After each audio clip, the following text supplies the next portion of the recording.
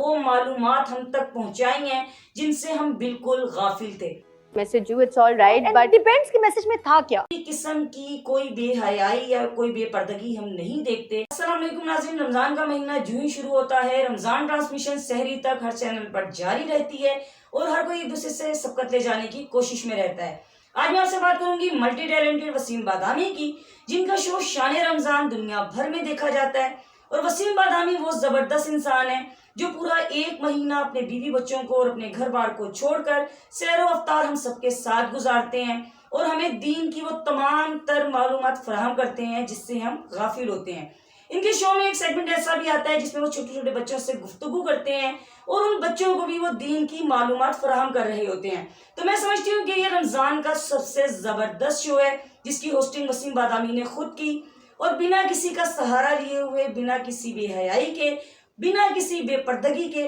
بہت ہی زبردست انداز میں اس شو کو ہم سب تک پہنچایا ہے۔ رمضان کے گزشتہ ایپیسوڈ میں ہم نے اقرار الحسن کو ان کی پہلی اور تیسری بیوی کے ساتھ دیکھا، تو میں سمجھتی ہوں کہ انہوں نے ایک مرتبہ پھر اس شو کو بھی اپنی ذاتی زندگی کا حصہ بنانا چاہا۔ یعنی کہ اقرار الحسن اس بات کو سمجھتے ہیں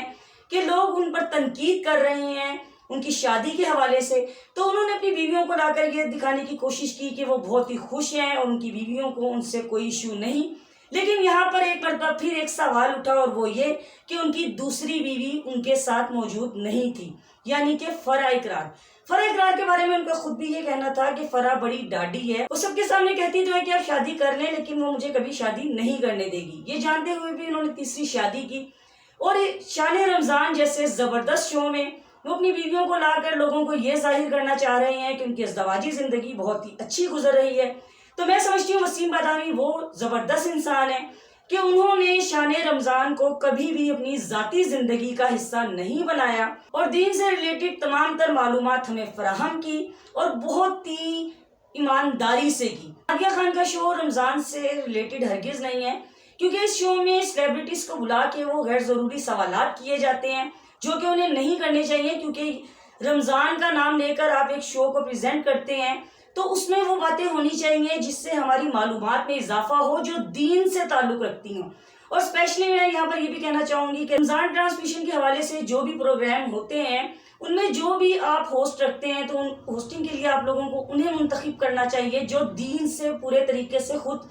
آشنا ہوں، جنہیں دین کے بارے میں پتا ہو اور وہ ہمیں بھی معلومات فراہم کر سکیں۔ کیونکہ گپ شپ کرنا رمضان ٹرانسمیشن کا حصہ نہیں ہے کہ سحری تک آپ نے گپ شپ کی، پھر آپ نے کھانا بنایا، خود بھی کھایا، دوسرے کو کھلایا، تو یہ تو ایک ٹائم پاسنگ ہو گئی جو کہ ہم اپنی عام زندگی میں بھی کر سکتے ہیں۔ تو میں سمجھتی ہوں کہ رمضان کے حوالے سے جو پروگرام بنے تو اس میں رمضان کے حوالے سے ہی بات کرنی چاہیے اور وہ تمام تر معلومات ہمیں فراہم کرنی چاہیے جو کہ ہمیں نہیں پتا ہوتی۔ ندا یاسر کا بھی شو دیکھا جو کہ رمضان کے حوالے سے تھا، لیکن ان کی ڈریسنگ بھی رمضان کے حوالے سے نہیں تھی، تو انہوں نے شو کیا پریزنٹ کرنا تھا؟ یعنی کہ آپ ایک ہوسٹ لے رہے ہیں جو کہ رمضان کے حوالے سے بات کرنا چاہ رہا ہے ہم سے، لیکن اس شو میں اس طرح کی کوئی بات ہے ہی نہیں کہ ہم کہہ سکیں کہ وہ رمضان ٹرانسمیشن کا حصہ ہے۔ یہاں تک کہ ان کی اپنی جو